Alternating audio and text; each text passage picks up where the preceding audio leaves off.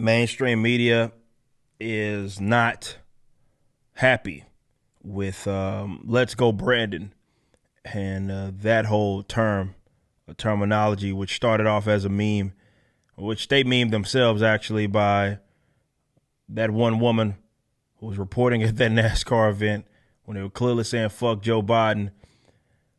She said they were saying "Let's go Brandon," which is basically a congratulatory effort for the person that won, whose name was Brandon. And from that, it has taken off and it has legs. But a lot of guys aren't happy about that. It's covered by Leon over here from Blaze. A full-on cancel campaign has taken root to get a Southwest Airlines pilot fired. You may know about that. Airline pilot trolled kind of and said, "Let's go Brandon." Some people thought he may have said, "Let's go Braves." Either way, that pissed enough people off to try to get him the fuck up out of there. Commentators from CNN, MSNBC has compared it to a Nazi salute. If you've seen this, I did post about this. It's like, this guy's insane. But this is the news that we really want to get to. NBC News has now apparently decided that it also constitutes as a threat that should be investigated by Secret Service.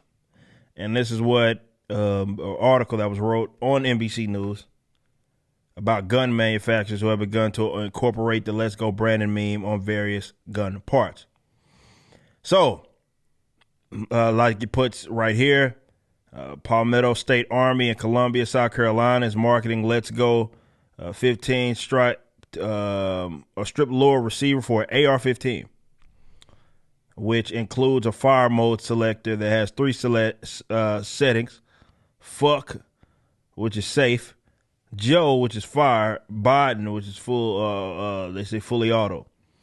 The article also noted at least two other firms in other states, like Cobra Precision and My Southern Tactical, are advertising the AR-15 magazine for sale with "Let's Go Brandon" sticker. And the article indicated that a spokesperson for the U.S. Secret Service, which investigates threats against the president, declined to comment. The article did not indicate why the Secret Service was asked to comment on a derogatory joke directed at President Biden. So this was again written by NBC News right here, basically suggesting that if you are saying "Let's go Brandon," because I guess it has to be associated, or it is being associated with some people that are using like gun attachments, manufacturers, sellers, retailers, whatever. And as this says, the phrase "Let's go Brandon" has become right-wing code for profanity directed at the president. There's some other stuff right here, like this guy, he deleted it. No. All right, I still had it. He may have deleted it. I don't know if it's still up, but when I clicked on it, it went away. Joe Lockhart, who is CNN political analyst, he says, you know who also had coded statements like "Brandon, ISIS, the Klan, Nazis," beginning to get the point. Look, man, these guys bore me to fucking death, to be completely honest. Mainstream guys are just your typical sort of progressive in these days and age, in which there's absolutely, they can't even find something to be upset at, or find even something that they find is like wrong or something, unless they can pin some sort of equation or equate it to Nazism, which is, it is nonsense, of course, but it's just boring. It's just fucking boring. Like, you have nothing else to say, and you've painted yourself in a corner to where your audience only responds when you can try to call something, I don't know, Nazism. It's just insane. Now, of course, saying what the term stands for, which is "fuck Joe Biden," is not some sort of controversial thing. We know that there were plenty of artists that had song titles as such, and would chant it with the last president of the United States. Now it's a Democrat in office, barely competent, and people are saying "fuck that guy." And apparently the Secret Service needs to look at this as an actual threat of some sort of violence, and this is what they always do with certain language. They're good at this. Something becomes, even if it's a meme, popular among people they deem as their adversaries, okay? And then they try to suggest that the people that are saying that are bad people, racists, Nazis, homophobes, this, the typical usual stuff. This isn't anything new.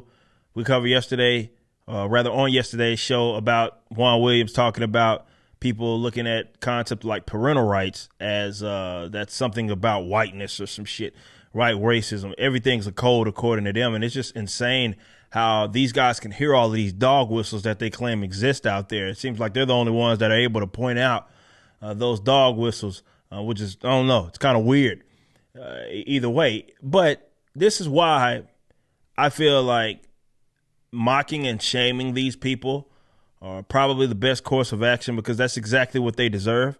But also it delegitimizes them, right?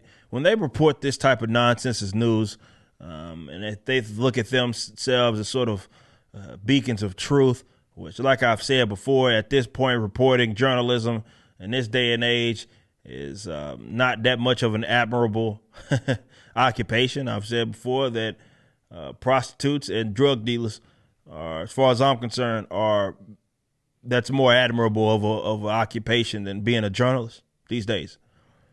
But they should be mocked and shamed, laughed at, made fun of, all of that, because, again, it delegitimizes. And the more we delegitimize these fucking weirdos, the less power they actually have. To sit up here and spread nonsense, conjure up some sort of weird narrative, calling something that is not even there, because they see ghosts and need dragons to slay, or because they clutch their pearls and being offended. So make fun of them, laugh at them, because that's exactly what they deserve, if we can be completely honest. And in some cases, they deserve worse than that, considering some of the filth that they've been able to get away with over the last years. You just watched a clip from my podcast, For Canon's Sake.